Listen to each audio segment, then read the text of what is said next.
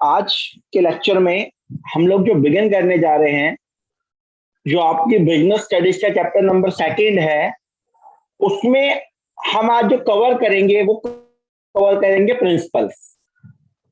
क्या मैनेजमेंट के प्रिंसिपल है। अभी तक आप लोगों ने देखा मैनेजमेंट की एक्टिविटीज क्या होती है, मैनेजमेंट होता क्या है।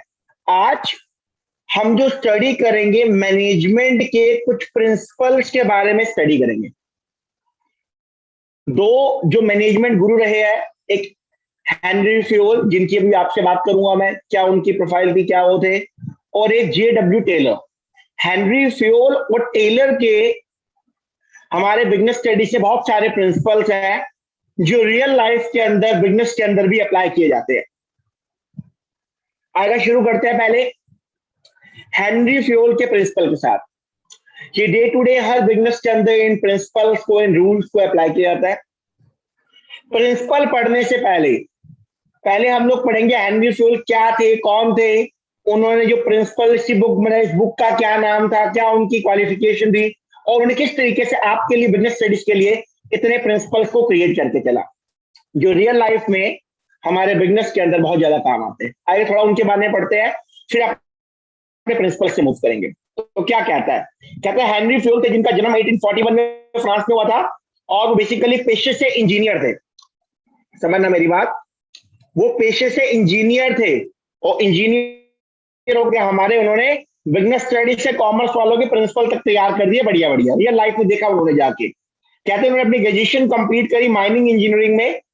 माइनिंग में उन्होंने अपनी ग्रेजुएशन को कंप्लीट किया 1860 के अंदर, और जब वो 19 ईयर के हुए तो उन्होंने इंजीनियरिंग की कंपनी में काम स्टार्ट कर दिया। 1888 में उस कंपनी के वो डायरेक्टर बने, तब कंपनी का बहुत बुरा हाल हो चुका था, कंपनी लॉस के आके ऊपर खड़ी आ चुकी थी जब उनको डायरेक्टर बनाया गया था। तो उन्होंने अपनी सूझबूझ से, अपनी समझदारी से, अपने इन प्रिंसिपल्स को फॉलो करके उस कंपनी को उबारा, और उबार के बिल्कुल आगे ले गए।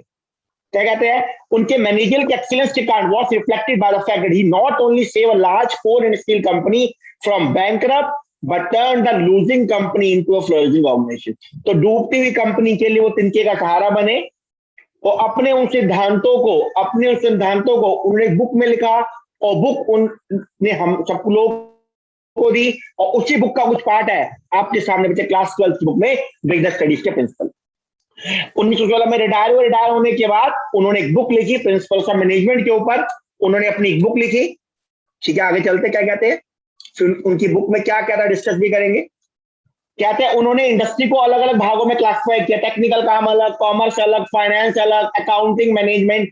मतलब उन्होंने पूरे तरीके से कंपनी को, ऑर्गेनाइजेशन की पूरी भूमिका उन्होंने अदा करी। कहते हैं हेनरी फ्योल ही थे जिन्होंने प्रिंसिपल दिए थे, बेसिक प्रिंसिपल दिए थे मैनेजमेंट के। प्लानिंग, जो चारों एक्टिविटी है, ऑर्गेनाइजिंग, डायरेक्टिंग, कंट्रोलिंग, यही वही पर्सन है जिन्होंने इसको इनिशियली डिफाइन किया सब चीजों को। कहते हैं जो अच्छा क्वालिटी मैनेजर, उसमें क्या होना चाहिए, फिजिकली, मतलब फिजिकली स्ट्रांग होना, दिखने में लगना चाहिए हाँ मैनेजर है। मॉरल वैल्यू होनी चाहिए, एजुकेशन होनी चाहिए, पढ़ा लिखा, नॉलेजेबल, साथ में एक्सपीरियंस। तो अच्छा, आपने देखा होगा मैनेजमेंट के प्रिंसिपल क्या होते हैं, मैनेजमेंट प्रोफेशन भी है, मैनेजमेंट आर्ट भी है, मैनेजमेंट एक साइंस भी है। तो एक्सपीरियंस होना बहुत जरूरी है अच्छे मैनेजर के पास। उन्होंने कंपनी में जॉब करी, इंजीनियर के रहते उन्होंने एक्सपीरियंस लिया कंपनी में, डूबती कंपनी को उबारा, और उन्होंने अपने एक्सपीरियंस के सहारे, कहते नॉलेज बांटने से बढ़ती है, जो उन्होंने नॉलेज ली उस कंपनी में, उस नॉलेज को उन्होंने इकट्ठा किया और एक बुक में ला के रख दिया, और बुक के सब प्रिंसिपल हम लोग के सामने है, जो आज भी रियल लाइफ में हर कंपनी के अंदर बच्चे अप्लाई होकर चलते हैं। तो कहते हैं 14 प्रिंसिपल है मैनेजमेंट के, इन ओरिजिनल क्लासिक बुक, नाम देखिए बुक का नाम क्या था जो उन्होंने बुक लिखी थी, एडमिनिस्ट्रेशन इंडस्ट्री एट जनरल। ये बुक ओरिजिनल लिखी गई थी फ्रेंच लैंग्वेज के अंदर, लेकिन बाद में इसका इंग्लिश वर्जन आया। 1916 में बुक लिखी गई, इसका 1929 में इंग्लिश वर्जन आया, जिसका नाम रखा गया जर्नल एंड इंडस्ट्रियल मैनेजमेंट। आप याद रखिएगा, हेनरी फ्योल की जो बुक का जो नाम है जर्नल एंड इंडस्ट्रियल मैनेजमेंट, इस बुक में इनके सारे प्रिंसिपल लिखे गए हैं, जो कि प्रिंसिपल रियल लाइफ में कंपनीज के अंदर अप्लाई होकर चलते हैं। और इन्हीं प्रिंसिपल के कारण, इसी सहयोग के कारण हमारी हर बिजनेस की इंडस्ट्री के लिए इनका नाम रखा गया फादर ऑफ जर्नल मैनेजमेंट। तो याद रखिएगा, फादर ऑफ जर्नल मैनेजमेंट को जो नाम दिया गया है वो दिया गया हेनरी फ्योल को। मैं उम्मीद करता हूं यहां तक कोई आपको डाउट नहीं होगा, जितना मैंने समझाने की कोशिश करी है हेनरी फ्योल के बारे में। अभी हम देखेंगे उनके कौन कौन से प्रिंसिपल्स हैं जो आज के लेक्चर में हम समझने की कोशिश करेंगे। यहां तक किसी के मन में कोई डाउट प्लीज आप मुझसे पूछ सकते हो, अदरवाइज मैं आगे चलूंगा, प्लीज मुझे बताएंगे। यहां तक कोई डाउट किसी को? No doubt sir.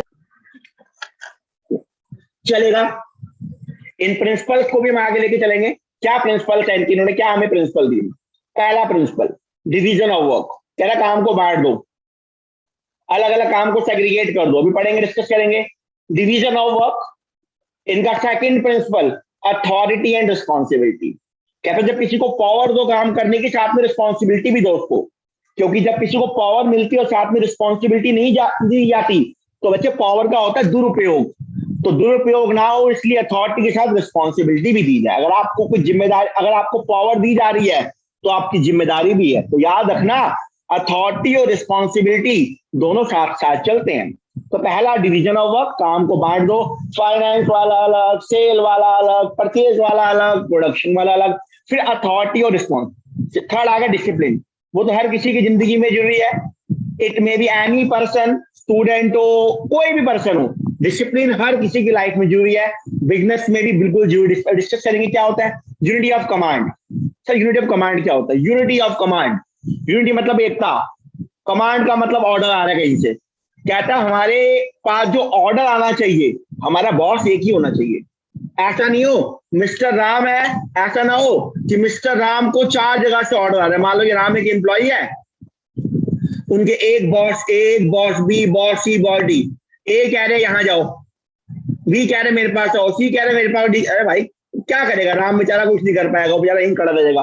क्या ए के पास जाएगा तो बी डांटेगा, बी, तो भैया बॉस एक होना चाहिए। यूनिटी ऑफ कमांड, ऑर्डर एक ही जगह से आना चाहिए, अलग अलग जगह से ऑर्डर नहीं आना चाहिए। सर ठीक है जी। अगला क्या आता है? यूनिटी ऑफ डायरेक्शन, हमारा गोल एक होना चाहिए। हमें गोल जिस प्रकार अर्जुन को दिखता था मछली की आंख, उसी प्रकार एम्प्लॉय को दिखना चाहिए ऑर्गेनाइजेशन का गोल। गोल क्या है जी? हमने इतना टारगेट अचीव करना है, चाहे कंपनी का टॉप लेवल हो चाहे कंपनी का लोअर लेवल हो, हर बंदे को कंपनी का टारगेट दिखना चाहिए, गोल दिखना चाहिए। अभी देखेंगे क्या होता है, पढ़ेंगे इसके बारे में। अगला subordination of individual interest to general interest, समझेंगे होता क्या? जब भी ऑर्गेनाइजेशन में लड़ाई हो जाए, इंडिविजुअल इंटरेस्ट मतलब एम्प्लॉय के इंटरेस्ट के लिए, एम्प्लॉय के हित के लिए, ये इंटरेस्ट का मतलब ब्याज वाला इंटरेस्ट, इसका मतलब हित, फेवर वाला है, फेवर वाला, ये दिस इज द फेवर वाला इंटरेस्ट। अगर कंपनी में लड़ाई हो जाए, क्या लड़ाई हो जाए कि ऑर्गेनाइजेशन के हित की बात करनी है या एम्प्लॉय के हित की बात करनी है, अगर उन दोनों के अंदर अगर लड़ाई हो जाती है, आर्ग्यू हो जाता है, तो याद रखना हमेशा ऑर्गेनाइजेशन का इंटरेस्ट हमेशा बड़ा होगा। हमेशा ऑर्गेनाइजेशन बड़ी होती है, इंडिविजुअल कभी बड़ा नहीं होता। मान लो क्रिकेट मैच है, अगर आप क्रिकेट मैच देखते हो कभी, तो कभी आप देखा हो टेस्ट मैच के अंदर क्या होता है, कई बार टेस्ट मैच में क्या होता है, मान लो किसी खिलाड़ी के लगभग 90 रन बन चुके हैं, 90 रन बन चुके हैं, कभी आपने देखा हो टेस्ट मैच के अंदर, और उनको लगता है आखिरी दिन रह गया, हमने दूसरी टीम को खिलाना, दूसरी टीम को बैटिंग करवानी है हम लोगों ने, तो ये नहीं देखते कि भैया इसके 100 रन बनेंगे, इसकी सेंचुरी होगी तो हम वेट करेंगे। अगर कैप्टन या कोच को लगता है भैया 90 हो गए, इसको बुला लो, हम दूसरी टीम को बैटिंग करवा के हम मैच जीतेंगे, तो बताओ एक खिलाड़ी के 100 रन बनाना ज्यादा इंपॉर्टेंट है या टीम का मैच जीतना? मुझे बताओ क्या इंपॉर्टेंट है, 100 रन के टीम का मैच जीतना? टीम का मैच जीतना। टीम का मैच जीतना। तो अगर इनमें आपस में लड़ाई हो जाए इंडिविजुअल इंटरेस्ट और जनरल इंटरेस्ट में, तो याद रखना टीम, ग्रुप हमेशा सर्वोपरि है, हमेशा ऊपर रहेगा।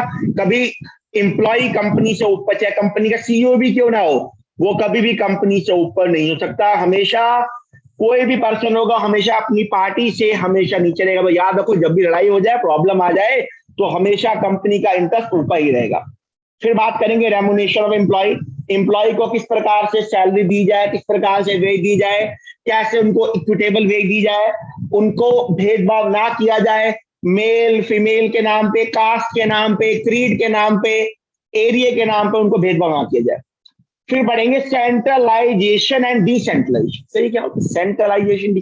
सेंटर का मतलब कुछ पावर अपने पास है, वो जैसे मान लो कंपनी का सीईओ है, मान लो कंपनी का सीईओ है, तो उन्होंने जैसे मान लो फाइनेंस की पावर है या प्लानिंग की पावर है, वो उन्होंने अपने पास रखी हुई है, वो उन्होंने अपने पास रखी हुई है।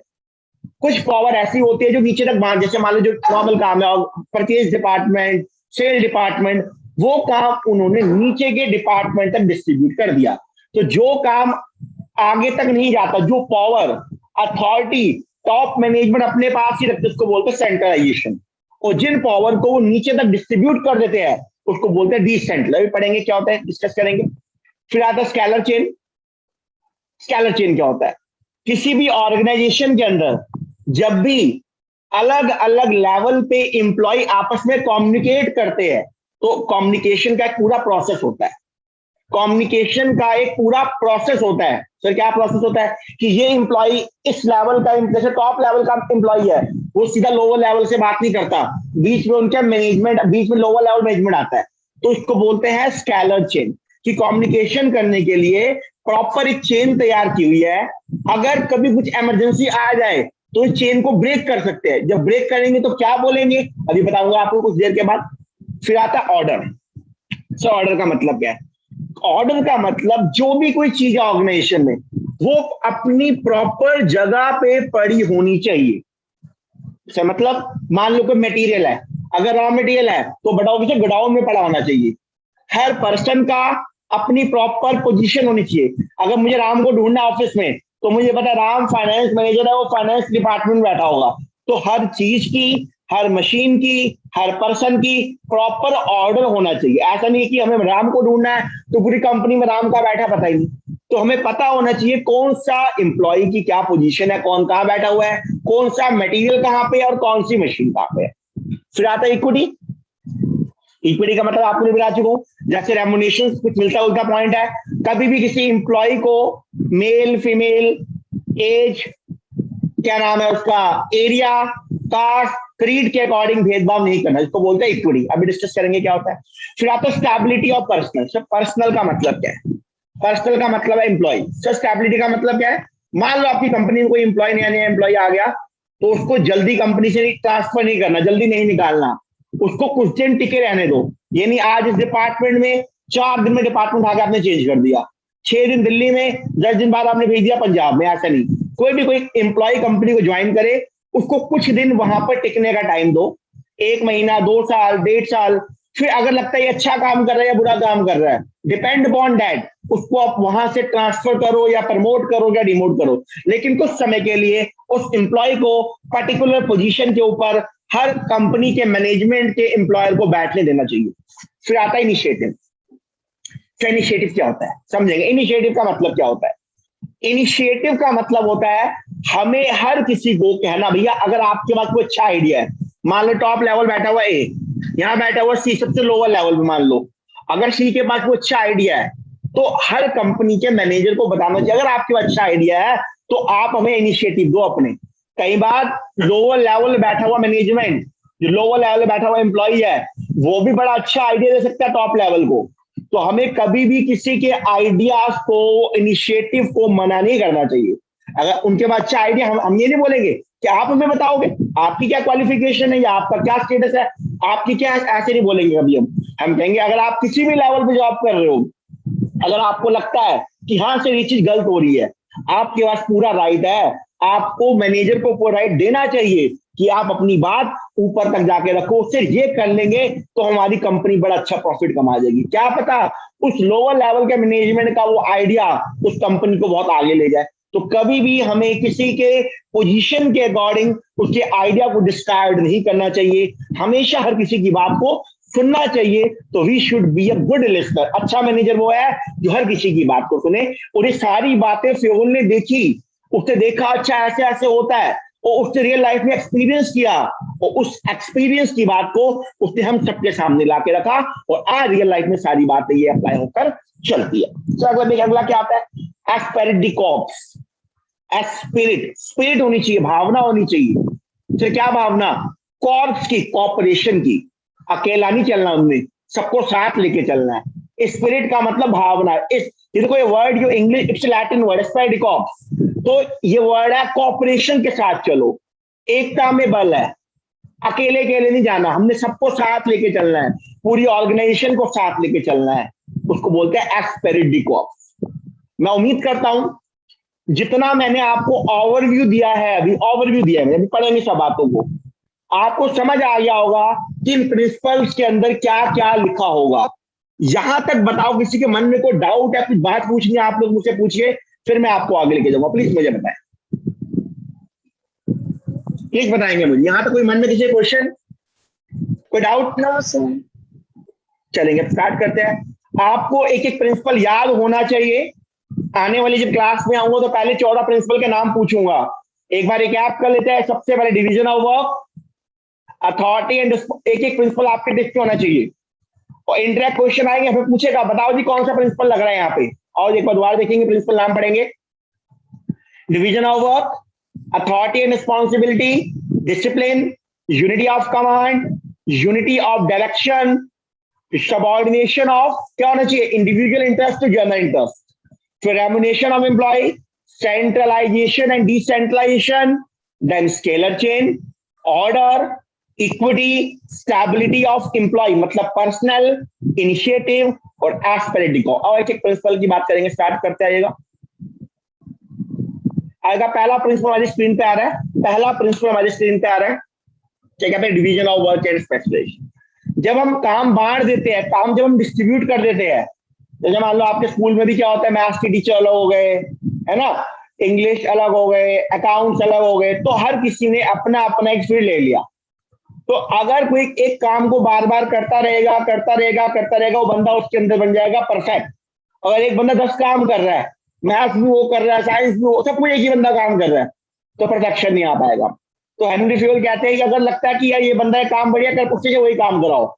और जब एक पर्सन एक काम को जब बार बार करेगा बार बार करेगा बार बार करेगा, तो एक तो काम की स्पीड बढ़ जाएगी, स्पीड बढ़ने से इफेक्टिव हो जाएगा, जब इफेक्टिव होगा तो कॉस्ट भी कम आ जाएगी क्योंकि काम की स्पीड बढ़ गई है, तो पर्सन एफिशिएंट भी हो जाएगा और प्रोडक्ट की क्वालिटी भी बहुत बढ़िया आएगी। और पढ़ते क्या कहते हैं, डिवीजन ऑफ वर्क से स्पेशलाइजेशन कैसे होता है समझते हैं। क्या कहता है सर ये, according to this principle the entire work should be divided into different task. पूरे ऑर्गेनाइजेशन के काम को अलग अलग भागों में बांट दो, and instead of assigning the entire work, एक बंदे को सारा काम मत दो जी, प्रोडक्शन वाला अलग है, सेल वर्क, मान लो किसी कभी कभी हम जाएगा बुटीक में जाते हैं तो देखो बच्चे, कटिंग डिपार्टमेंट अलग होता है, टेलर अलग होता है, परचेज डिपार्टमेंट अलग होगा, कैशियर अलग होगा, हर बंदा अलग अलग बैठा हुआ है। तो उससे क्या होती है, काम की स्पीड बढ़ती है, स्पीड बढ़ने से एफिशिएंसी बढ़ती है और साथ में इफेक्टिवनेस भी आ जाती है। जब एफिशिएंसी भी आएगी, इफेक्टिवनेस भी आएगी, स्पीड भी बढ़ेगी, तो बड़ा ऑब्वियस है हमारे प्रोडक्ट की बच्चे कॉस्ट क्या हो जाएगी, कम हो जाएगी। और पढ़ते क्या कहते हैं, ये प्रिंसिपल क्या कह रहा है अपने को, the entire work should be divided into different task and instead of assigning the entire work to one person, one task और work should be assigned to one person according to काबिलियत मतलब competency, qualification and experience. तो जिसके जो काबिलियत है उसको वो हमें काम देके चलना चाहिए। When a person is performing a part of the whole job repeatedly, एक काम बार बार करेगा बार बार करेगा बार बार करेगा, भैया बन जाएगा perfect, he will become the perfect in doing that and its efficiency level increases। मतलब हमारे बच्चे डिवीजन ऑफ वर्क से उसकी एफिशिएंसी बढ़ गई, मतलब स्पेशलाइजेशन आ जाएगा, मतलब कॉस्ट कम हो जाएगी। This principle also helps to avoid waste of time, time waste नहीं होगा, caused by a change from one work to another। It is because of this principle, क्या कहते पढ़ेंगे, इस प्रिंसिपल की वजह से that one can find separate departments for production, marketing, finance and human resource in organization। किसी को doubt मुझे बताओ, डिवीजन ऑफ वर्क या स्पेशल, किसी को डाउट कोई? No sir. No sir. चलेगा, चलते आगे, कुछ एग्जाम्पल के माध्यम से समझेंगे। और एक एग्जाम्पल याद रखना हमारी केस स्टडी में काम आएंगे, आप चैप्टर 1 में देख सकते हो। और पढ़ते से पहला एग्जाम्पल क्या कहता है, टॉमी हिलफिगर, आपने सुना होगा, फेमस ब्रांड है, और famous brand name among quality shirts divided its work in different group। One group is responsible for making collar, other responsible for stitching button, and yet another is engaged in packing shirt and so on। तो याद रखना, जब भी किसी भी organisation के अंदर expertise आएगा, डिवीजन ऑफ वर्क आएगा, तो बड़ा बच्चा एक्सपर्टाइज आएगा ही आएगा। मान लो मैं मैथ्स भी पढ़ाऊंगा, साइंस भी पढ़ाऊंगा, सब कुछ मैं पढ़ाने बैठ जाऊंगा, तो बेटा एक्सपर्टाइज लेवल नहीं आ पाएगा, वो काम उतनी जल्दी नहीं हो पाएगा, उतनी आप तक उतना अच्छा डाटा डिलीवर नहीं हो पाएगा। इसलिए हम लोग सारे काम अलग अलग डिपार्टमेंट में सेग्रीगेट करके चलते हैं। एक एग्जांपल को समझेंगे। Atul furniture manufacture get an order, उसको ऑर्डर मिला सप्लाई करने के लिए 50 lecture stand from a school. वो तो जिसको हम बोलते हैं पोडियम, देखा होगा आपने स्कूल वगैरह में एक पोडियम होता है, उसको बोलते हैं, ठीक है।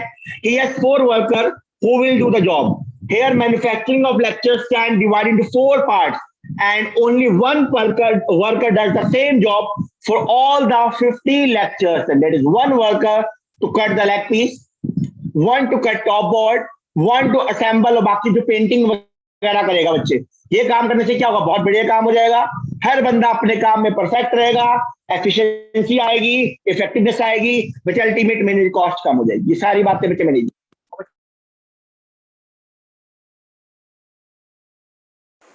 और पढ़ेंगे। A bank involve several operation like cash collection, payment of cash, cheque issue, सारा काम अलग अलग डिपार्टमेंट।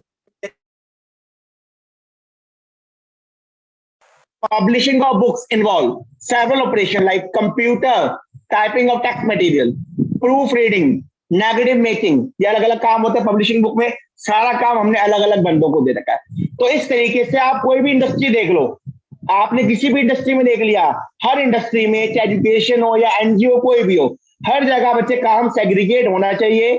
उससे हमारे वर्क में स्पेशलाइजेशन और एफिशिएंसी आगे चलेगी। चलेगा, आगे चलते हैं। बच्चे हेडिंग पढ़ोगे तो हेडिंग क्या दिख रहा है आपको, बताओ हेडिंग क्या दिख रही है? Authority and responsibility. Authority and response. Sir क्या होता है देखेंगे, इसका मतलब क्या होता है? अथॉरिटी रिस्पॉन्सिबिलिटी का मतलब, अथॉरिटी का मतलब पावर। मैंने आपको पावर दी कि आप ये काम करो, अगर काम आपने ना किया तो बच्चे आपसे पूछूंगा अभी। आपकी जिम्मेदारी भी है, आपका कर्तव्य भी है, आपका उत्तरदायित्व भी है। और पढ़ेंगे, कहता है अथॉरिटी मतलब आपका अधिकार, पावर।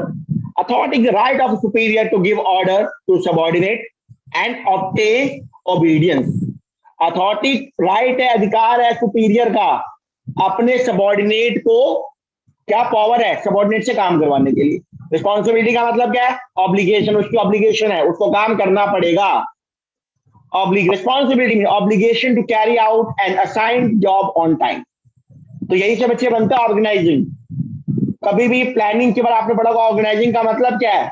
अथॉरिटी रिस्पॉन्सिबिलिटी क्रिएट करना, जॉब के डिपार्टमेंट को तैयार करना, सुपीरियर सबऑर्डिनेट का रिलेशन बनाना। और पढ़ते गए थे, there are 2 type of authority, एक होती है ऑफिशियल, एक होती है personal. The term official authority means authority to command, काम जो ऑफिस का काम करवाना है, and personal authority mean authority of individual manager. पढ़ते क्या कहता है हेनरी फ्योल जी, क्या कहते हैं इसके बारे में? Authority is the right to give order, order देना जो काम करवाना है ऑर्गेनाइजेशन के लिए, and obtain obedience and responsibility the corollary of authority. तो दोनों साथ चलते हैं, authority and responsibility go hand in hand.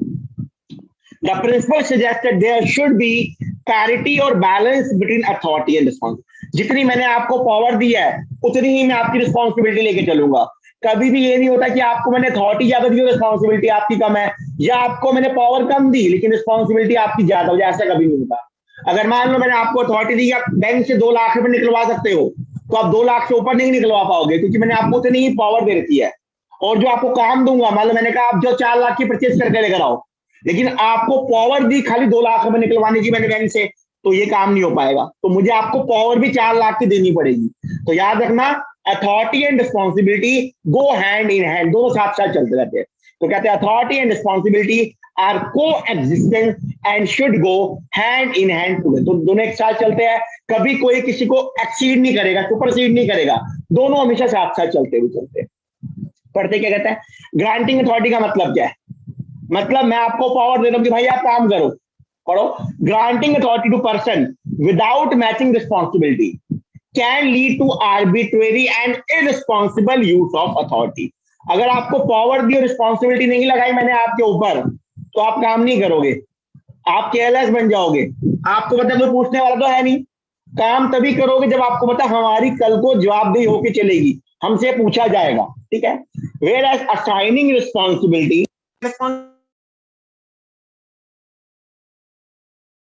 मैंने आपको रिस्पॉन्सिबिलिटी दे दी, मैंने कहा जब काम करके आओ, विदाउट प्रोवाइडिंग नेसेसरी अथॉरिटी, बिना पावर दिए हुए, will make the subordinate ineffective. That is, he will not able to discharge his duty properly. मैंने कहा 2 लाख का सामान लेकर आओ, लेकिन आपको पैसे दिए ही नहीं, आपको चेक काटने की मैंने परमिशन दी नहीं, तो जो आपको रिस्पॉन्सिबिलिटी दे दी मैंने, आप वो पूरा नहीं कर पाओगे, that will become null and void. और पढ़ेंगे क्या कहता है, a manager should have right to punish a subordinate for willfully not obeying a legitimate order. अगर कोई पावर है मैनेजर के पास, अगर उसका सबऑर्डिनेट उस काम को नहीं करता, तो उसके पास पावर है उसको कंपनी से बाहर निकालने की, उसकी सैलरी कट करने की, या उसको एक नोटिस देकर, एक ऑर्डर देकर छोड़, अगली बार अगर आपने काम किया तो आपके ऊपर पनिशमेंट लगाई जाएगी, बट ओनली आफ्टर, उसकी पूरी बात सुनी जाएगी, only after sufficient opportunity has been given to subordinate for presenting his service. ऐसा नहीं कि आपने देखा या उसने काम नहीं किया, आपने सिर्फ मेरी कंपनी से बाहर निकल जाओ, ऐसा नहीं, उसकी पूरी बात सुनी जाएगी, काम नहीं हुआ तो क्यों नहीं हुआ, कहाँ प्रॉब्लम आई, कम्युनिकेशन प्रॉपर तरीके से होगा, अगर उसके बाद भी लगता है हाँ भाई इसकी गलती है, इसने जानबूझ के ये वाली गलती करी है, तो फिर उसके ऊपर एक्शन लिया जाएगा। किसी को मुझे बताओ अथॉरिटी रिस्पॉन्सिबिलिटी में कोई डाउट, प्लीज मुझे बताएंगे, प्लीज कोई डाउट इस पॉइंट में, चलेगा, होप से समझ आ गया सभी को। पढ़ते क्या कहता है, एग्जांपल से समझेंगे। If a work is given, if a worker is given responsibility to produce 100 unit per day, मैंने कहा जी 100 पीस बनाओ per day, then he must be given necessary authority to achieve this target. If he is not given required authority to draw tool, power ही नहीं है उसके पास power ही नहीं है सामान इकट्ठा करने की, and material from the store department में से काम नहीं कर पाएगा, तो हमें सामने वाले बंदे को आजादी देनी पड़ेगी, तो ही आप उससे आप काम को समझ सकते कि आपको काम करके देगा। एक एग्जांपल और पढ़ते हैं, कहते सीईओ है कंपनी का, had double the sale target, the CEO of company had double the sale target of the sale manager for the coming year. मैंने कहा भाई आप अगले साल डबल सेल करो, आपको टारगेट दिया था कि आप टारगेट अचीव करके लाओ, जिस साल अगर मान लो इस साल 1 करोड़ रुपए की सेल है, अगले साल 2 करोड़ रुपए की आपने सेल करनी, ठीक है जी। In order to accomplish the target, इस टारगेट को पूरा करने के लिए authority for appointing new sale representative, मतलब उसको अथॉरिटी दो कि 1 करोड़ से 2 करोड़ पहुंचना है भैया, अगर उसको पावर नहीं दोगे तो काम नहीं कर पाएगा, तो बाद में ब्लेम गेम होगी, फिर कोऑर्डिनेशन की प्रॉब्लम आएगी, तो ऐसा ना हो। तो याद रखिएगा, जब भी किसी को आप रिस्पॉन्सिबिलिटी देते हो तो अथॉरिटी उतनी ही दो, ना अथॉरिटी ज्यादा हो ना रिस्पॉन्सिबिलिटी कम हो, ना रिस्पॉन्सिबिलिटी कम हो ना अथॉरिटी ज्यादा हो, तो both go hand in hand. बच्चे हम क्या पढ़ रहे हैं मुझे बताओगे, हम पढ़ क्या रहे हैं, हम किसके प्रिंसिपल पढ़ रहे हैं, लेट मी नो किसके प्रिंसिपल पढ़ रहे हैं, हेनरी फ्योल। Henry Fayol. पहला प्रिंसिपल क्या था, पहले प्रिंसिपल का क्या नाम था, डिवीजन ऑफ वर्क, इससे आएगा स्पेशलाइजेशन। अगला सर कौन सा आ गया, authority and responsibility go hand in hand. अगला आ गया डिसिप्लिन, हर किसी की जिंदगी में होना चाहिए, आपकी जिंदगी में हमारी जिंदगी में डिसिप्लिन होंगे तो ही एक काम को, एक टास्क को ढंग से परफॉर्म कर पाएंगे। अगर आज का काम कल के ऊपर, कल का काम परसों के ऊपर डालेंगे तो भैया कुछ नहीं हो पाएगा।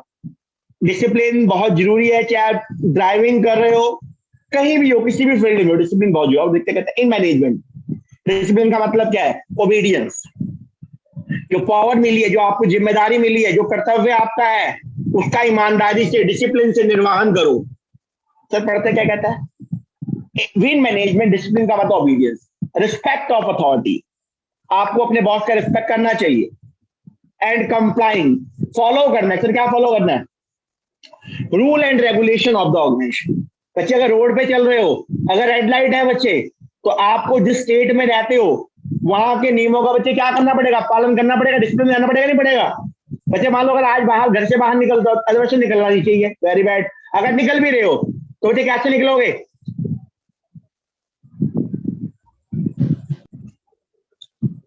बच्चे बड़ा ऑब्वियस बात है, फेस मास्क से निकलोगे। तो इसी प्रकार जो रूल बना हुआ है उसको पालन करना पड़ेगा, उसी को बोलते हैं डिसिप्लिन।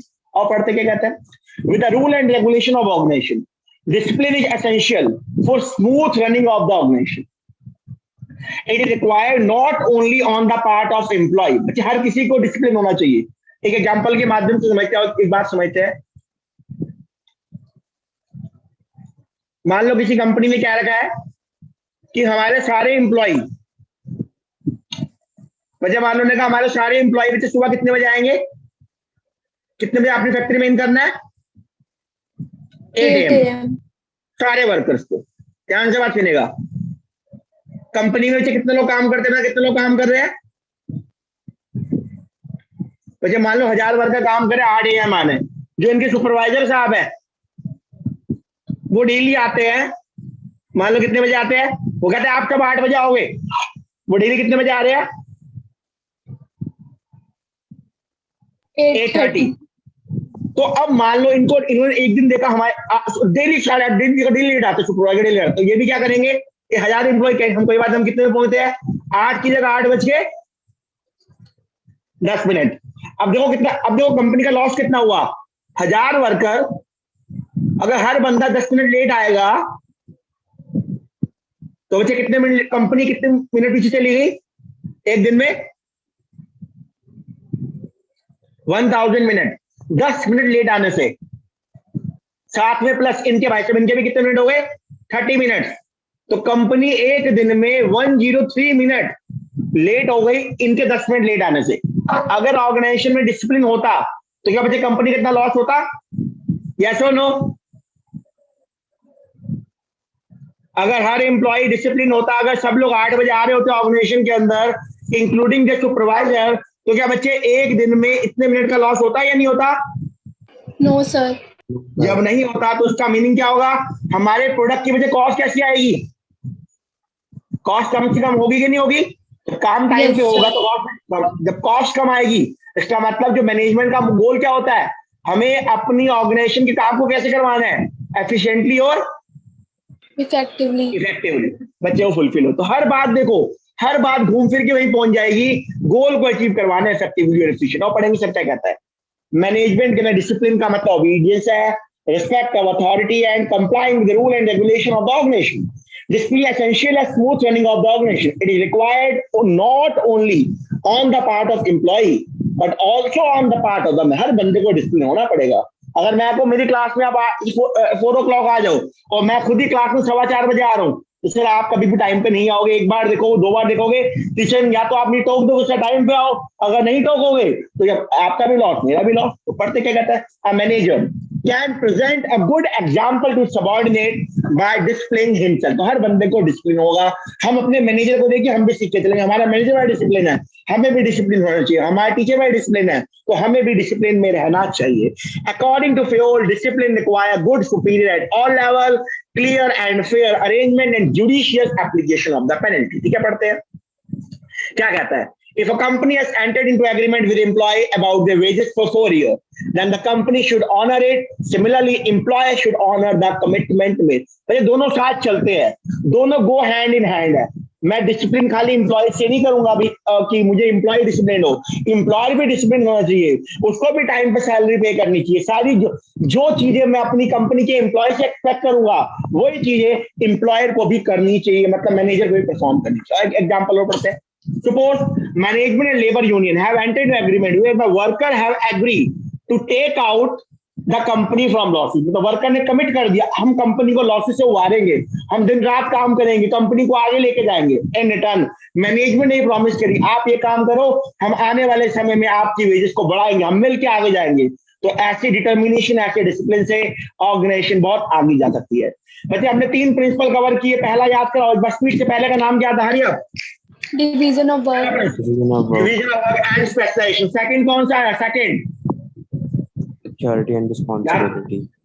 थर्ड क्या आ गया, डिसिप्लिन। आगे चलते हैं, यूनिटी ऑफ कमांड। से क्या होता है ये पढ़ेंगे, यूनिटी ऑफ कमांड। कमांड मतलब ऑर्डर, भाई एक ही बॉस होना चाहिए, 2-2 4-4 6-6 बॉस से ऑर्डर आएंगे भैया। जैसे कभी देखो टीम में बच्चे एक ही कैप्टन होता है, क्रिकेट टीम की अगर बात करूं एक ही कैप्टन है, वही बताएगा भैया आप यहाँ जाओ यहाँ जाओ यहाँ जाओ। अगर हर बंदा कैप्टन बन के बैठ जाएगा टीम में तो भैया टीम नहीं जीत पाएगी मैच। तो हमें एक बंदे की सुननी पड़ेगी, हर एम्प्लॉय को सुननी पड़ेगी, तो उसको बोलते हैं यूनिटी ऑफ कमांड। आप समझेंगे क्या होता है। This principle states that subordinates should receive order and instruction from only एक बॉस, एक सुपीरियर at a time। सभी लोग समझाएंगे ये क्या राइट जाओ, ये क्या लेफ्ट जाओ, ये क्या, अरे भाई कुछ नहीं होगा, आउटपुट नहीं आएगा, नील बेटे सन्नाटा हो जाएगा। And that subordinate should be accountable on to that। एक बॉस ने हाँ जी सर, यस सर, तो यस सर, आपका कहना मानूंगा, आप जो बोलोगे। अब मान लो मैंने कहा भाई ये काम कर, दूसरे सर बोलते ये काम कर, वो कहेगा सर मैं किसकी काम करूं, कभी आप बुलाते हो कभी आप बुलाते हो, एक समय पे एक बंदा बुलाए, काम बढ़िया हो जाएगा। Dual subordination should be avoided, ठीक है। If subordinate receive order from more than, अगर 2 सुपीरियर आ गए, भैया कुछ नहीं हो, गुड ओवर हो जाएगा, नथिंग, कुछ नहीं हाथ में आएगा, then he will get easily confuse and will not be able to decide at whose order, किसका काम करो किसका काम करो, नहीं समझ पाएगा भाई वो। The superior whose order are not executed, वो अनॉयड हो जाएगा, परेशान हो जाएगा। वो अब उसको क्या पता कि भैया इसको दूसरे जगह पे ऑर्डर आ रखा है। तो हमें कोशिश करनी चाहिए, या हमेशा कोशिश क्या हमें करना ही चाहिए कि एक बॉस बनाओ और एक समय पे उसके अंदर 2-3 इंप्लॉय दे दो, कि आप सबऑर्डिनेट दे दो कि आपके लिए ये अकाउंटेबल है या ये रिस्पॉन्सिबल है। तो पढ़ते क्या कहते हैं, the superior whose order are not executed might get annoyed और develop a feeling of jealousy and bitterness, आपस में मतभेद हो जाएगा, कोऑर्डिनेशन नहीं देगा, कॉपरेशन नहीं देगा, बर्तन खड़कने शुरू कर जाएंगे ऑर्गेनाइजेशन के अंदर, ईगो प्रॉब्लम आ जाएगी। अच्छा आपने उस बॉस का काम किया, मेरा काम नहीं किया, आपस में बॉस में ईगो, एम्प्लॉय में ईगो, जब ईगो आ गई तो ऑर्गेनाइजेशन ऐसे पूरी की पूरी खत्म हो जाएगी। तो there may be problem of conflict among superior regarding how the work should be perform. Henri Fayol ने ऑब्जर्व किया, अगर इस प्रिंसिपल का उल्लंघन करेंगे देन अथॉरिटी अंडरमाइन, अथॉरिटी ढंग से काम नहीं कर पाएगी, डिसिप्लिन खत्म हो जाएगा, जो party order disturb and stability threaten, the principle resemble military organisation. सबको यूनिटी ऑफ कमांड समझ आ गया? कोई डाउट मुझे बताएं एक बार please. Unity of command, yes sir. चलेगा, बहुत बढ़िया, चलते हैं। इससे बड़ा एग्जाम्पल को समझते हैं। एग्जाम्पल क्या कहता है बच्चे? Mister Himanshu sale executive get instruction from mister Amit sales manager to sell more to reach desired target. At the same time mister Naresh production manager क्या कह रहे हो, वो इंस्ट्रक्ट करते हैं sales executive to go slow in selling due to shortage of raw material. एक कह रहा सेल बढ़ाओ, एक कह धीरे धीरे काम करो, भाई क्या करेगा? Mister Himanshu will got confuse due to instruction from different bosses. तो यूनिटी ऑफ कमांड, जैसे कमांड एक जगह से आनी चाहिए। ये देखो, समझो बच्चे, देखो ये भाई सब सबऑर्डिनेट है, भाई सब सबऑर्डिनेट है, ये एक सुपीरियर, डू वर्क फास्ट, ये कह रहे पहले मेरा काम करो, ये कह रहे पहले मेरा काम करो, भैया किसका काम करे? हिमांशु गॉड कंफ्यूज, बच्चा कुछ नहीं कर पाएगा, वो नील बैठे सन्नाटा। और से अगला पढ़ोगे, अगला पढ़ो क्या है? Unity of direction.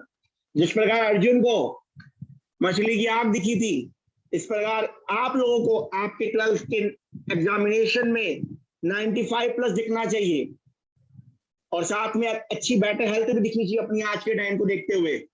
उसी प्रकार ऑर्गेनाइजेशन के अंदर हर एम्प्लॉय को डायरेक्शन दिखनी चाहिए कि अभी हमारा ये गोल है, हमें यहाँ तक पहुंचना है, अपने अपनी ऑर्गेनाइजेशन को यहाँ तक लेके जाना है, सारे एफर्ट्स को कोऑर्डिनेट करना है, एक जगह अपनी ताकत लगा देनी है और टारगेट अचीव करना ही करना है।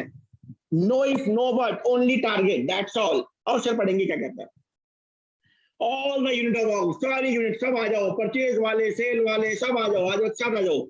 should be moving toward the same objective. Objective एक, उद्देश्य एक, लक्ष्य एक, toward coordinated। चलिए coordinated मैंने बताया था, एक वो एक माला का धागा है, मोतियों, जिसने मोतियों को पिरो रखा है, and focused effort। Unity of direction sir क्या कहता है? कहता है there should be one head, एक हेड होना चाहिए, एंड एक प्लान होना चाहिए for a group of activity having the same objective. For example, if a company manufacturing motorcycle as well as car, then it should have 2 separate division. Each division should have their own in charge, सबके अपने अलग-अलग in charge, अलग अलग plan, अलग-अलग resource हो। The working of 2 divisions should not overlap on another account। तो हर किसी को अपना पता जी, मेरा ये काम है, मुझे ये काम करके चलना है। समझेंगे एग्जांपल के माध्यम से? यूनिट ऑफ कमांड का मतलब क्या था? दोनों में डिफरेंस देखते हैं, समझते हैं। कमांड ने क्या बोला? कह रहे एक ही बॉस होना चाहिए। Employees should receive order from and should be accountable to one boss only। ये क्या कहता है? One head, one plan for a group of activity having the same objective। ठीक है, जैसे 10 लोगों का अगर एक गोल है, उनको एक जगह भेज दो, वो एक तरीके का काम करते चलेंगे। इसका एम क्या है? It prevent full dual subordination। Dual subordination को रोकता है, मतलब एक ही बॉस है। The objective of unity of direction is to avoid duplication, effort and waste of resource। इसमें डुप्लीकेशन काम नहीं होगा, अलग अलग डिपार्टमेंट की काम अलग अलग बंदे करके चलेंगे, कोई प्रॉब्लम नहीं आएगी। नेसेसिटी, एक necessary to such responsibility of each subordinate, सबकी रिस्पॉन्सिबिलिटी आ जाएगी। The principle facilitate, unit of action क्या कहता है? The principle facilitate coordination between activity and achievement of group goal. Goal हमें दिखना चाहिए मेरी एकेडमी का, मेरे ऑर्गेनाइजेशन का, इस डिपार्टमेंट का क्या गोल है। It affect an individual employ, it affect the entire organisation. ये एक एम्प्लॉय है, एम्प्लॉय को अफेक्ट करेगा और 10 जगह भागेगा, ये पूरी की पूरी ऑर्गेनाइजेशन के बेटे काम को डुअल टास्क करवा देगा। तो डुअल टास्क ना हो, एक एक काम बार बार ना हो, तो दोनों के डिपार्टमेंट को अलग अलग बता के दोनों के गोल को अलग अलग सेग्रीगेट करके चल दिया जाएगा। चलिए चलते आगे, बच्चे पढ़ो, अगला पढ़ो जी, क्या लिखा है? हेडिंग क्या आ रही है? सबऑर्डिनेशन ऑफ, स्पीड से, subordination of individual interest to general interest. क्या कहता है? हमेशा टीम बड़ी है, याद रखना, टीम हमेशा बड़ी है, किससे बड़ी है? एम्प्लॉय से। एम्प्लॉय से। हम कहते हैं एम्प्लॉय से, लेकिन जब दोनों के गोल्स की बात आ जाए, दोनों के हित की बात आ जाए, तो हमेशा टीम के गोल को पहले देखा जाएगा। आप समझते हैं क्या कहते हैं? An organization is superior to individual employee. कभी देखा क्रिकेट जब मैच जीतते हैं तो मिस्टर धोनी जब कैप्टन थे तो कभी उन्होंने ये नहीं कहा कि मैंने मैच जीता है, वो कहते लड़कों ने मैच जीता, टीम ने मैच जीता है। वो कभी श्रेय अपने ऊपर लेते, वो हमेशा टीम ने मैच जीता है। तो आपको एग्जाम्पल टेस्ट मैच के अंदर जब किसी के 90 रन बन चुके होते हैं, फिर भी कई बार अपनी इनिंग को डिक्लेयर कर देते हैं हम लोग। हम कहते हैं भाई डिक्लेयर कर दो, कोई बात नहीं, हम दूसरी टीम को जल्दी बैटिंग करवा के उनके सब खिलाड़ियों को आउट करेंगे। तो इसका मतलब क्या है? हमने उसके 100 रन बनने से पहले ही हमने इस मैच को डिक्लेयर कर दिया। ऐसे कई बार देखा गया, कई बार ऐसा होता है। और पढ़ते क्या कहते हैं? An organization is superior to its individual employee. The interest of organization must be given priority over the interest of individual employee. The principal call for reconciling of individual interest with organization goal. ठीक है? An organization has its own objective, where individual employee, वैसे आप लोगों ने पढ़ा होगा objective होते हैं, organization objective, social objective, personal objective. सबसे सर्वोपरि है ऑर्गेनाइजेशन है तो एम्प्लॉय चलेगा, ऑर्गेनाइजेशन को साथ लेके चलना पड़ेगा, वो मैंडेटरी है। और पढ़ते क्या कहते हैं? An organization has its own objective, whereas individual employee has its own individual objective for working in an organization. हर एम्प्लॉय का अपना ऑब्जेक्टिव होता है। If objective of employee are in the same direction, अगर दोनों एक ही डायरेक्शन में जा रहे हैं, ऑर्गेनाइजेशन भी और एम्प्लॉय भी, then there is no problem. लेकिन जब उनमें मतभेद आ जाए, जब दोनों के डायरेक्शन अलग अलग हो जाए, तो प्रॉब्लम वाली बात आएगी। तो in case of conflict between individual and organization goal, then duty of the management to reconcile them, and if it not possible, then journal interest हमेशा organization के हित को ऊपर रखा जाएगा, सर्वोपरि रखा जाएगा, individual interest को नीचे रख देंगे। Individual will be able to achieve their goal. Employee तब तरक्की करेगा जब उसकी organization तरक्की करेगी। Therefore, the interest of the concern, मतलब entity, मतलब organization, मतलब company, उसको सर्वोपरि सबसे ऊपर रखा जाएगा और उस एम्प्लॉय के हित को नीचे कर दिया जाएगा। यहाँ तक किसी को डाउट कोई? प्लीज मुझे बताएंगे फटाफट, वेट कर रहा हूं। अरे यार नो सर। चलेगा, अगला आता है एग्जाम्पल। समझते हैं कुछ, दो तीन एग्जाम्पल को पढ़ेंगे, करते हैं एक दो एग्जाम्पल, लिखते क्या कहते हैं? A worker has objective of earning more wages. Worker का ऑब्जेक्टिव है मुझे ज्यादा वेजेस मिले, हर वर्कर का होता है। By increasing the number of units produced, but in doing so, he find that क्या देखा? Huge wastage of material and greater risk of breakdown of machine. Machine लगता है खराब होने वाली है, उसको लग रहा है ऐसा। Since these are not in the interest of the organization, so worker should give priority. So worker should give priority to the interest of the. कि हम अब कोई बात नहीं, काम बाद में कर लेंगे, पहले आप मशीन को ठीक करवा लो, क्योंकि अगर मशीन खराब होगी तो लंबा नुकसान ऑर्गेनाइजेशन का होगा, साथ में उतने दिन एम्प्लॉय को भी काम करने को नहीं मिलेगा। ठीक है, एक एग्जांपल और देखते हैं। If manager has objected to earn more salary and company की सिचुएशन ये आ चुकी है कि फाइनेंशियल क्राइसिस है, बच्चे आज के टाइम देख लो, बड़ी सारी कंपनीज बंद हो रखी है ड्यू टू लॉकडाउन, तो अब उन दोनों को आपस में देख के चलना पड़ेगा कि या तो कंपनी अपने एम्प्लॉय की सैलरी कम कर दे कि जिससे ऑर्गेनाइजेशन भी बची रहे और एम्प्लॉय का इंटरेस्ट भी इफेक्टेड ना हो। पढ़ते क्या कहता है? अगर if manager has the objective to earn more salary and company is going through a situation of financial crisis, आज का लॉकडाउन का टाइम देख सकते हो आप लोग, and want to cut down expenses, in this situation the manager must surrender or sacrifice his interest. Manager can achieve its objective, when company recover from financial crisis. ठीक है, कोई दिक्कत नहीं, इन एग्जाम्पल के बाद दोबारा पढ़ सकते हैं। अब चलेंगे आगे, एक प्रिंसिपल और। बच्चे आपको क्या दिख रहा है? बच्चे पढ़े क्या लिखा है? रेम्यूनरेशन ऑफ एम्प्लॉय, मतलब सैलरी, मतलब वेजेस। आप इकोनॉमिक्स में इसको पता क्या बोलते हो? आप पढ़ते हो इनकम मेथड, आपको पता होगा एक वर्ड इस्तेमाल करते हो, क्या बोलते हो? Compensation of employee. वही आपने पढ़ा होगा, जिसके अंदर आपने देखा होगा salary, wages, in cash, in kind, या employer contribution to social security scheme, आपने देखा होगा वहां पे। तो वो सब बच्चे किसका पार्ट है? That all are part of the remuneration. और समझेंगे क्या होता है रेम्यूनरेशन होना चाहिए इक्विटेबल। सर इक्विटेबल का मतलब क्या होता है? जिसकी जो हैसियत है, जिसकी जो काबिलियत है, जिसकी जो क्वालिफिकेशन है, उसके अकॉर्डिंग उसको रेम्यूनरेशन मिलना चाहिए। कोई भेदभाव नहीं होना चाहिए, कास्ट का, क्रीड का, स्टेट का, मेल का, फीमेल का, ऐसा कोई भेदभाव नहीं होना चाहिए। काबिलियत के अकॉर्डिंग, कैपेबिलिटी के अकॉर्डिंग, कैपेसिटी के अकॉर्डिंग हर किसी को फेयर रेम्यूनरेशन मिलना चाहिए। अक्सर पढ़ते क्या गया। एक इसके बाद एक प्रिंसिपल आज हमारा और हो जाएगा, मुझे लगता है इसको खत्म करते हैं, एक और देखेंगे। This principle state that overall पे, इसको साइड बाय साइड लर्न करते जाइएगा, डिले मत कीजिएगा। ओवरऑल पे and compensation should be fair to both employee and the organization. The employees should be paid fair wages, which should give them at least a reasonable standard of living. उनकी होनी चाहिए wages. At the same time, it should be with the paying capacity of the company. In other words, remuneration should be just and equitable. This will ensure congruent atmosphere and good relation between worker and management. Consequently, the working of company would be smooth. तो साथ लेके चलना organisation को और employ को, और salary बिल्कुल उनकी फेयर होनी चाहिए, अनफेयर नहीं होनी चाहिए। जितना काम किया है उनको उनके काम के अकॉर्डिंग फेयर सैलरी मिलनी चाहिए, किसी का भी एक्सप्लॉयटेशन होना नहीं चाहिए। और पढ़ते एग्जांपल देखते हैं। If in a particular year the company has earned good profit, then entire profit should not be distributed to shareholder. आप सबको पता, आप लोगों ने पढ़ा होगा शेयर होल्डर बच्चे कंपनी के क्या होते हैं? कंपनी के क्या होते हैं? वो ओनर ऑनर होते हैं, बिकॉज उनको डिविडेंड वगैरह भी मिलता है। तो and honour rather some part of profit must be given to employee. वैसे एम्प्लॉय को क्या मिलना चाहिए इन द फॉर्म ऑफ अच्छा काम हुआ तो सारा पैसा मालिक अपनी जेब में, सारा पैसा मालिक बच्चे अपनी जेब में ना ले जाए।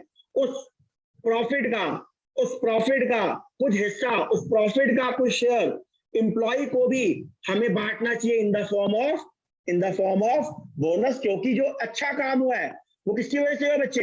एम्प्लॉय की मेहनत की वजह से। एम्प्लॉय ने बड़ी अच्छी मेहनत करी, अच्छा काम किया, तो एक अच्छे मैनेजर का गुण है उसको अपने प्रॉफिट को सब लोगों में शेयर करना चाहिए। आगे बढ़ते हैं। Raj is working a toy manufacturing company. Management क्या कह रही है? Ask him to work more than normal working hours, या ओवर टाइम काम करो। ठीक है, कंपनी कहती है आप ज्यादा काम करो, आपके 8 घंटे की वर्किंग आवर है, 10 घंटे काम करो, 12 घंटे काम करो, क्योंकि हमारे पास ऑर्डर हमें पूरा करना है। तो बच्चे बताओ, जब एक्स्ट्रा काम करेगा तो कंपनी को क्या देना चाहिए? उसको क्या देना चाहिए कंपनी को? Over time. तो आज के लेक्चर में हमने इनके 7 प्रिंसिपल कवर किए। एक बार दोबारा से फ्रॉम द वेरी बिगिनिंग देखते, 7 प्रिंसिपल एक बार आ जाओ। बच्चे पहला प्रिंसिपल क्या था? Division of work. उससे क्या होगा? उससे क्या होगा? स्पेशलाइजेशन। सेकंड कौन सा आया था? Authority and responsibility. इसको हम कहते हैं ऑर्गेनाइजेशन। बेसिकली क्या कर रहे हैं? ऑर्गेनाइजेशन को हम काम को डेलीगेट कर रहे हैं नीचे के डिपार्टमेंट तक। थर्ड कौन आएगा? डिसिप्लिन। फोर्थ वन बॉस एक होना चाहिए। फिफ्थ क्या आएगा? यूनिटी ऑफ डायरेक्शन को अचीव करना। कंपनी हमेशा ऊपर है एम्प्लॉय से, हमेशा एम्प्लॉय का इंटरेस्ट नीचे रहेगा। जब दोनों में लड़ाई हो जाए, वैसे तो दोनों का इंटरेस्ट एक ही होना चाहिए। फिर प्रॉब्लम आ गई कभी तो हमेशा कंपनी ऊपर जाएगी, एम्प्लॉय हमेशा पीछे रहेगा, बैकफुट पे रहना ही पड़ेगा। फिर है रेम्यूनरेशन ऑफ एम्प्लॉय। एक और देखेंगे छोटा सा प्रिंसिपल, आइएगा लास्ट है, खत्म हो जाएगा 5 मिनट के अंदर, बहुत टाइम है, कोई दिक्कत नहीं है। बच्चे पढ़ोगे प्रिंसिपल का नाम क्या? सेंट्रलाइजेशन का मतलब केंद्रित रखो। बच्चे कंपनी में ना कुछ पावर केंद्रित रखनी पड़ती है, अपने पास संभाल के रखनी पड़ती है, आगे तक नहीं भेजनी पड़ती। जैसे कि फाइनेंस हो गया, कुछ जो काम होते हैं, प्लानिंग का काम हो गया, कुछ स्ट्रेटेजिक काम हो गया, स्ट्रेटेजिक काम वो टॉप मैनेजमेंट अपने पास रखता है, वो नीचे तक नहीं भेजता। वो जो रेगुलर एक्टिविटी है, वो काम हम नीचे तक ट्रांसफर कर देते हैं। तो उसको बोलते हैं डिसेंट्रलाइज करना। जब पावर टॉप मैनेजमेंट अपने पास ही रखेगा कुछ चीजों की तो उसको बोलते हैं सेंट्रलाइजेशन, और जब पावर को नीचे तक ट्रांसफर कर दिया जाएगा अथॉरिटी को उसको बोलते हैं डिसेंट्रलाइजेशन। और बच्चे आपको जितनी भी ऑर्गेनाइजेशन मिलेगी ना वो दोनों का बच्चे क्या होता है, वो दोनों का बच्चे क्या होता है, मिक्स होता है। ऑर्गेनाइजेशन में सेंट्रलाइजेशन भी चलता है, साथ में क्या चलता है, डिसेंट्रलाइजेशन। कुछ पावर टॉप मैनेजमेंट के पास ही रहती है और कुछ पावर वो नीचे तक क्या कर देते हैं बच्चे, क्या कर देते हैं, डेलीगेट। और पढ़ेंगे क्या कहते हैं, समझेंगे क्या कहते हैं इसके बारे में। सेंट्रलाइजेशन का मीनिंग क्या होता है, द कॉन्सेंट्रेशन, संभाल के रखना शक्तियों को, पावर को, अथॉरिटी को टॉप मैनेजमेंट के पास। और डिसेंट्रलाइजेशन का मतलब क्या है, sharing of authority at all the level of management. ध्यान से बात सुनिएगा बच्चे, आपने वर्ड क्या पढ़ा था, एक वर्ड इससे पहले आप पढ़ के आए थे आज, डेलीगेट करना। बच्चे डेलीगेट का मतलब ए डिपार्टमेंट ने काम नीचे तक भेजा बी तक। बच्चे जब ये काम जब बिल्कुल नीचे लेवल तक चला जाएगा, हर लेवल तक पहुंच जाएगा तो उसको क्या बोलते हैं, डिसेंट्रलाइजेशन। जब पूरी ऑर्गेनाइजेशन में डेलीगेट हो जाएगी, एक एक काम को ट्रांसफर होता गया, जब मतलब अथॉरिटी हमने पूरे डिपार्टमेंट में हर जगह बांट दी, हर डिपार्टमेंट के अंदर, उसको बोलते हैं डिसेंट्रलाइजेशन। तो दोबारा पढ़ेंगे, देखते क्या होता है इसके बारे में, समझेंगे इसको, आएगा देखते, दोबारा पढ़ते हैं। सेंट्रलाइजेशन का मतलब क्या है, कॉन्सेंट्रेशन ऑफ पावर, अपने पास रखना, संभाल के रखना। On the other hand decentralization का मतलब है sharing of authority at all the level of management. Fayol क्या कहते हैं, an organization should strive to achieve, proper balance होना चाहिए सेंट्रलाइजेशन का और डिसेंट्रलाइजेशन का भी। और रियल लाइफ में भी जितनी भी आपको ऑर्गेनाइजेशन मिलेगी वो इन दोनों का बच्चे क्या मिलेगी, इन दोनों का क्या होती है, मिक्स ब्लेंड होता है, सेंट्रलाइजेशन का भी और डिसेंट्रलाइजेशन का भी। ठीक है, पढ़ते आगे देखते हैं। You feel that top management should keep the authority of taking बड़े बड़े decision, strategic decision, vital decision अपने हाथ में रखो। जो छोटे मोटे रोज के काम है अरे वो अपने पास मत रखो यार। आप अब देखो, आप देखो दो काम ऐसे नहीं, ए बी सी, जो ए लेवल के काम है बड़े बड़े काम अपने पास रखो, जो ये वाले काम है आप नीचे तक भी वो करते रहेंगे। महीने के एंड में खाली उनसे क्या मांग लो बेटे, महीने के एंड में उनसे क्या मांग लो, खाली इंप्लॉय से क्या मांगो, उनसे रिपोर्ट मांग लो, काम क्यों नहीं हुआ, क्योंकि यहाँ पे यहाँ नुकसान नहीं है। अगर यहाँ नुकसान हो गए, यहाँ प्रॉब्लम आ गई, पूरी कंपनी डूब जाएगी। तो छोटे मोटे काम को इग्नोर कर दो, वो करते रहेंगे। महीने के एंड में मीटिंग करवा लो, रिपोर्ट भैया हाँ काम हुआ कि नहीं मुझे बताओ। लेकिन अगर ये काम आप रोज करोगे तो मेन काम कौन करेगा, कोई नहीं कर पाएगा। और समझते क्या कहते, उनको क्या लगा, उनको लगा कि top management should keep the authority of taking vital decision of their on hand, where जो छोटे मोटे काम, रोज के काम, purchase, sale should be given to middle and lower level manager. The degree of centralization will depend upon certain factors, competence of top management, ability of subordinate and size of the organization। पढ़े element क्या कहते हैं, इन्होंने क्या कहा, everything which increase the importance of subordinate। ध्यान से बात सुनिएगा बच्चे, जब आप काम नीचे के डिपार्टमेंट को डेलीगेट करोगे बच्चे तो तभी वो कल के फ्यूचर के जाके क्या बनेंगे, वो सभी टॉप लेवल पहुंच पाएंगे। बच्चे क्रिकेट में देखो बच्चे, पहले हमारी टीम के कैप्टन कौन थे बच्चे, इससे पहले कैप्टन कौन थे, मिस्टर धोनी। उन्होंने धीरे धीरे बच्चे अपनी अथॉरिटी को डेलीगेट करना स्टार्ट किया, वो अपनी पावर समझाई उनको। बच्चे कहां तक पहुंचे उन्होंने, अपनी पावर्स को कहां तक समझाया उन्होंने, मिस्टर कोहली तक। तो अब देखो आने वाले टाइम के बच्चे वो टीम के मैनेजर, टीम कैप्टन वो बन चुके हैं। तो कहने का क्या मतलब पढ़ते हैं, everything which increase the importance of subordinate role is decentralization and everything which goes to reduce is centralization. तो जब आप काम नीचे वाले डिपार्टमेंट को दोगे फिर तभी वो काम करने के काबिल बनेंगे। अगर आप हमेशा बोलोगे ना आप नहीं कर पाओगे, आप नहीं कर पाओगे, आप नहीं कर पाओगे, जब तक उनमें कॉन्फिडेंस जनरेट नहीं करोगे, आप उनको काम देके तो देखो सही कि वो कर पाते कि नहीं कर पाते। अगर हम हमेशा ऐसे बोलोगे आपसे नहीं हो पाएगा, आपसे नहीं हो पाएगा, तो वो काम कभी हो ही नहीं पाएगा। तो वो हर काम जिससे सबऑर्डिनेट की काम इंपॉर्टेंस बढ़ जाए मेरी ऑर्गेनाइजेशन को बोलते हैं डिसेंट्रलाइजेशन। और जो काम खुद अपने पास संभाल के रखूंगा उसको बच्चे बोलेंगे सेंट्रलाइजेशन। तो पढ़ते कहते हैं small organization have greater centralization. तो छोटी छोटी कंपनी है वहां सारा काम बच्चे एक ही बंदा कर रहा होता है क्योंकि उनका पैसा नहीं होता, रिसोर्सेज कम होते हैं due to small range of activity. लेकिन जो बड़ी बड़ी कंपनियां होती है वहां लेसर डिग्री ऑफ सेंट्रलाइजेशन होती है because the manager order pass through a number of intermediary to reach the operative employee. हमने पढ़ा था ऑर्गेनाइजेशन में 3 लेवल होते हैं, सबके टॉप लेवल, मिडिल लेवल और लोअर लेवल. उनकी कम्युनिकेशन पढ़ाऊंगा आपको स्केलर चेन में आने वाली क्लास में. The panchayat system in our country is a good example of decentralization at national level. बच्चे यहां तक किसी को डाउट मुझे बताओ प्लीज, यहां तक कोई डाउट आज के लेक्चर में इन 8 प्रिंसिपल्स के अंदर? No sir. No, sir. 8 principle, ये प्रिंसिपल किसने दिए थे? ये इनके कौन करता कौन है प्रिंसिपल के? बताओ मुझे कौन है, क्या नाम है उनका? उनकी बुक का नाम क्या था?